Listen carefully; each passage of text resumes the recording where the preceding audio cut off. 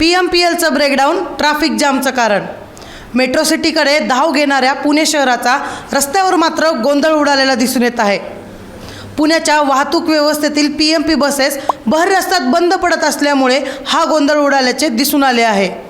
धावती PMP बस भर रस्त्यात बंद पडणे अथवा PMP बसेसचे आयुर्मान संपल्यामुळे त्या बसेस प्रवासी सेवेतून बंद होणे या कारणामुळे बसेसच्या फेऱ्या देखील काही प्रमाणात रद्द होत आहेत. यामुळे नागरिकांना भर उन्हात दुसऱ्या बसची वाट बघत बसावी लागते, अन्यथा वाहतुकीसाठी दुसरा पर्याय निवडावा लागतो. या सर्वाचा परिणाम पुण्याच्या ट्रॅफिकवर होत असल्याचे दिसून येत आहे. समोर आलेल्या माहितीनुसार एका दिवसाला 48 बस बंद पडत असल्याचे उघडकीस आले आहे. याचा फटका 96 फेऱ्यावर होतो. एक बस संबंधित मार्गावर 3 ते 4 फेऱ्या करत असते. एका बसमधून किमान 50 नागरिकांची वाहतूक होते. याचा फटका बघायला गेलं तर दिवसाला 5000 नागरिकांवर होतो.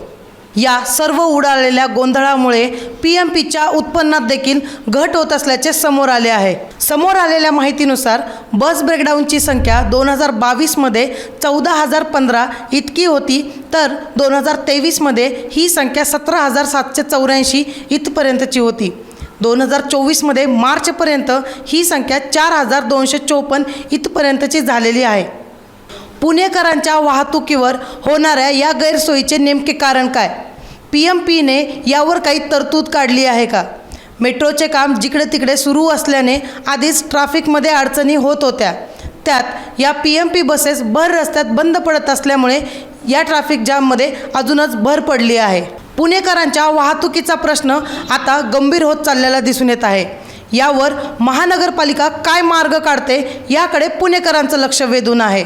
मी प्रगती कराड महानगरपालिकेच्या असेच वेगवेगळ्या मुद्द्यांची माहिती आपल्यासमोर घेऊन येणार आहे.